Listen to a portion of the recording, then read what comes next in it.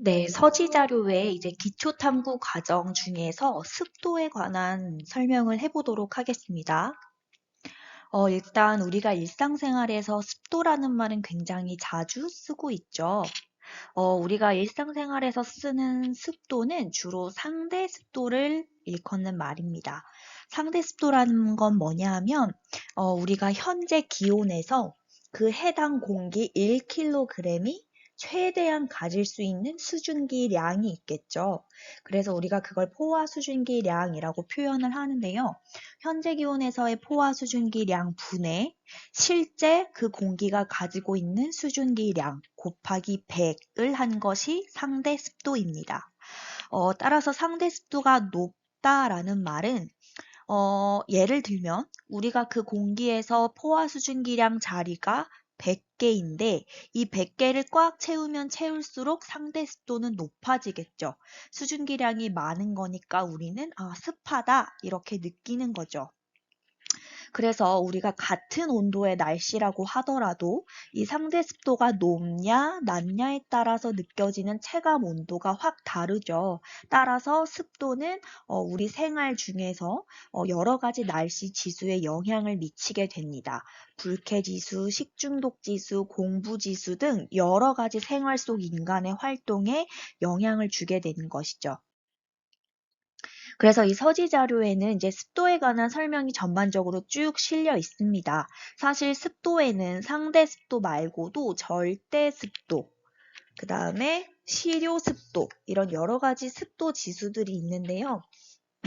우리가 주로 많이 사용하는 건 상대 습도이기 때문에 이 PPT에서는 상대 습도만 다루도록 하겠습니다.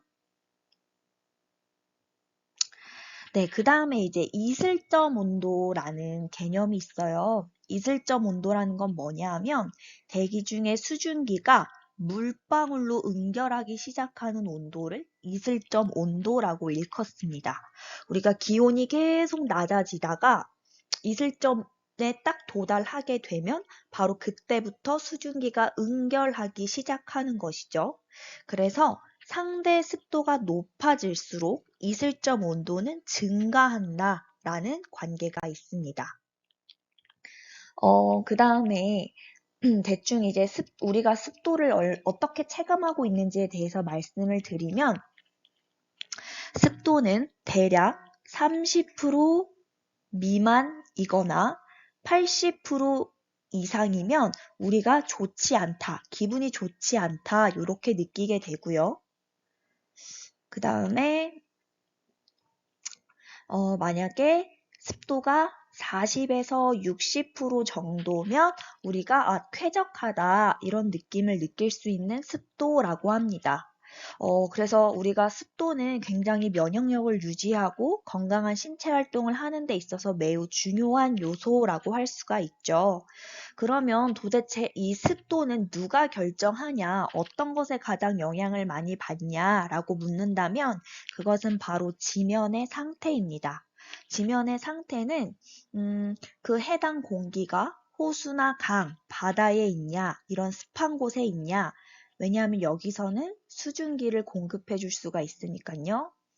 아니면 사막이나 물이 없는 곳에 있냐 하면 수증기를 공급받을 수 없기 때문에 공기가 상대적으로 건조해지게 되겠죠.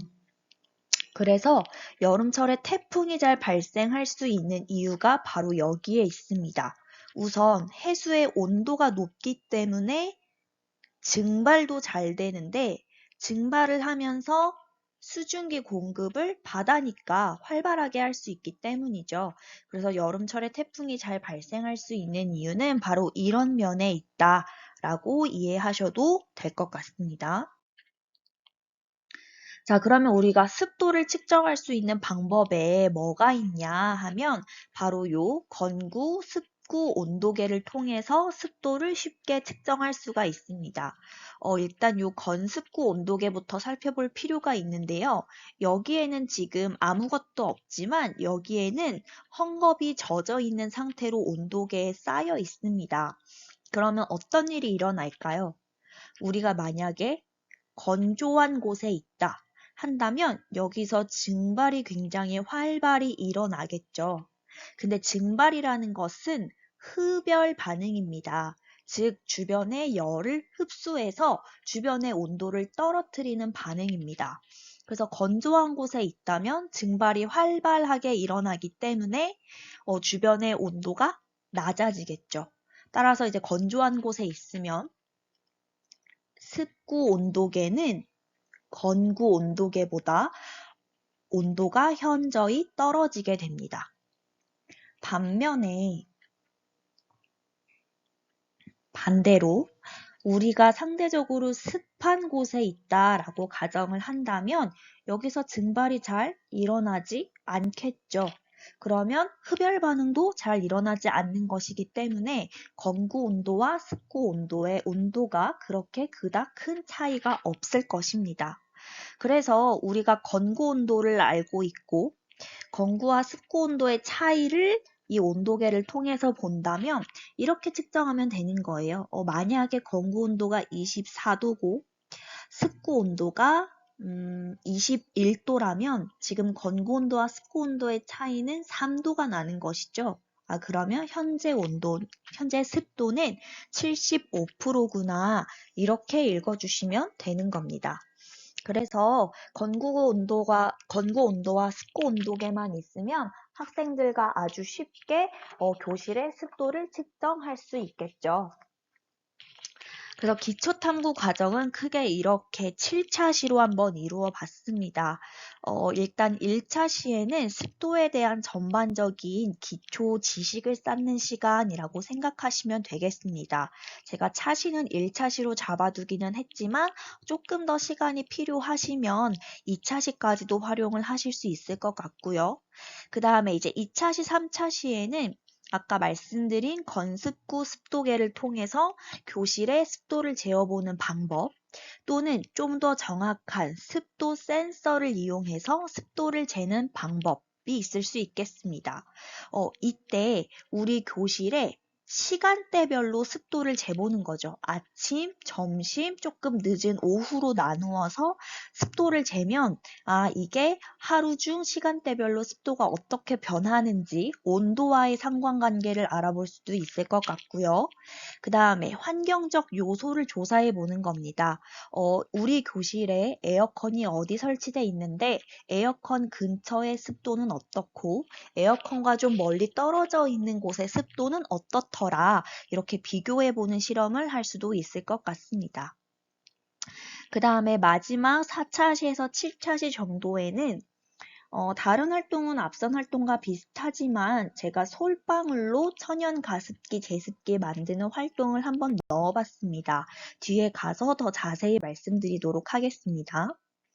그래서 다음은 제가 예시로 한번 적어본 활동지라고 생각해 주시면 될 것 같습니다. 제가 모든 활동의 활동지를 다 가져오지는 않았고요. 만약에 우리 이제 반에서 습도를 측정한다라고 했을 때 일단 학생들이 습도가 무엇인지 단위는 무엇을 쓰는지 이런 간단한 만화를 통해서 습도가 무엇인지에 대해서 대강 느낌적으로 알아보는 것도 좋을 것 같아요. 네, 일단 건습구식 습도계에 대해서 좀 알아보고 도대체 이 습도계를 이용해서 어떻게 습도를 측정하는지 선생님이 직접 설명을 해주시는 것도 좋지만 학생들이 직접 찾아보면 더 기억에 많이 남겠죠.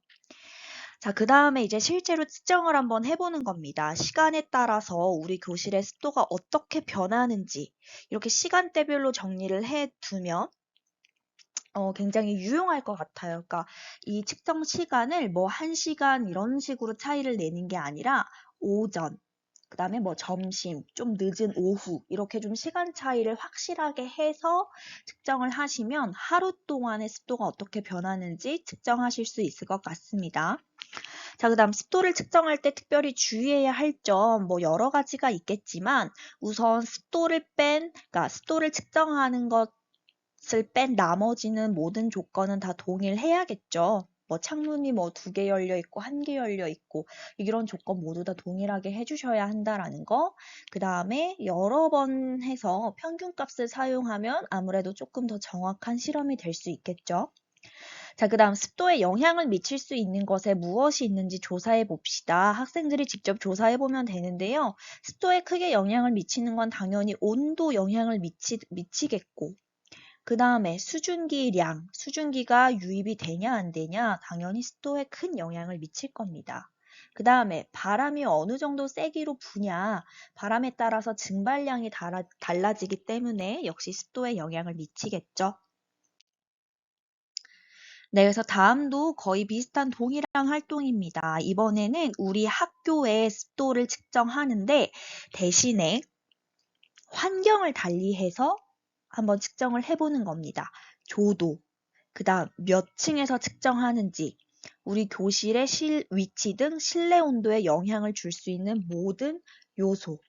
단, 이때 오랜 시간 냉난방기를 가동하지 않은 상태에서 측정하고 기록해야 정확한 값을 나올 수가 있겠죠. 그래서 제가 생각하기에는 뭐 이런 것도 생각해 봤습니다. 창문과 가까운 곳, 멀리 떨어져 있는 자리. 습도를 측정해 봤더니 확실히 창문과 가까이 앉아 있는 학생은 쾌적한 습도에서 공부를 할 수 있더라. 그렇기 때문에 우리는 뭐 자리를 주기적으로 바꿔야 한다. 이런 부분까지 나아갈 수 있지 않을까 생각을 해봤습니다. 그래서 역시 이렇게 실내 단면도도 대략적으로 그려보게 되어 있고 창의 위치, 출입문의 위치, 습도에 영향을 아무래도 미치겠죠. 그래서 공기의 흐름이 가장 많이 바뀌는 곳의 위치를 표시해보자. 그 다음에 습도를 측정하고 있는 시간과 날씨는 어떤가? 네, 이런 활동을 좀 계속 반복해서 할 수 있도록 넣어봤습니다. 그래서 이거는 어려운 부분 아니기 때문에 선생님들께서 서지 자료 보시면 확실히 더 이해를 하실 수 있을 것 같습니다. 네, 그 다음 이제 제가 넣어본 활동이 이제 솔방울로 천연 제습기와 가습기를 만드는 건데요. 솔방울과 습도가 도대체 무슨 관련이 있냐? 놀랍게도 솔방울은 습도에 굉장히 예민한 식물입니다. 습한 날씨에는 이렇게 실편이 다 닫혀 있는 반면에 건조한 날씨에는 이렇게 실편이 다 열려 있는 모습을 선생님들께서 직접 확인을 해 보실 수 있을 겁니다. 그래서 이렇게 제가 쭉 탐구 과정을 넣어 봤거든요. 이 솔방울을 반으로 잘라서 건조기에 넣고 이 10분마다 건조기에서 솔방울을 꺼내 사진을 찍고 다시 건조기에 넣는 방식으로 이 수분이 얼마나 함유되어 있을 때 솔방울이 얼마나 열리고 닫히는지를 직접 실험을 해보는 겁니다. 그래서 건조기에 20분 넣었을 때 솔방울 모습이 이렇더라. 40분, 60분, 80분 쭉 솔방울의 모습이 달라지겠죠. 그러면 습도 변화에 따라서 솔방울의 개폐 각도가 어떻게 달라지는지 한눈에 볼 수 있을 것 같습니다. 자, 그 다음에 이제 질량을 좀 미리 측정을 하는 거죠. 솔방울이 말랐을 때, 물을 흡수했을 때 질량을 측정하면 그 솔방울이 물을 얼마나 흡수했는지 알 수 있을 거고 그걸 질량으로 나누면 단위 질량당 흡수한 물의 양을 구할 수가 있겠죠. 그러면 솔방울은 가정에서 이렇게 습도 조절 물질로 사용될 수 있겠구나 라는 걸 학생들이 직접 표를 통해서 알 수 있게 됩니다. 자, 그래서 이제 솔방울을 이용해서 한번 천연 제습기와 가습기를 만들어 보자. 이거는 사실 뭐 이 솔방울이 제습기와 가습기로 아주 훌륭한 기능을 한다라기보다는 학생들이 습도가 어떻냐에 따라서 솔방울의 개폐가 어떻게 달라지는지를 직접 좀 눈으로 볼 수 있는 활동이라고 생각하시면 될 것 같습니다. 그래서 어떻게 얘를 좀 닦아야 하고 왜냐하면 이제 길에서 주워오는 거다 보니까 얘를 어떻게 좀 청결하게 닦을 수 있는지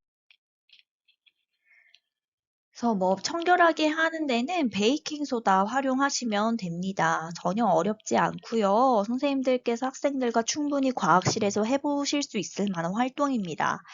다만 이제 불을 활용하는 만큼 학생들이 좀 안전하게 실험할 수 있도록 안내해 주시면 될 것 같습니다. 자, 이렇게 다 세척이 끝난 솔방울은 건조한 곳에 솔방울을 두면 이 솔방울이 습기를 흡수하면서 실편이 닫히겠죠. 그리고 얘를 다시 건조한 곳에 두면 실편이 열리겠죠. 그래서 이렇게 습도에 따라 활용하면 된다라는 내용입니다.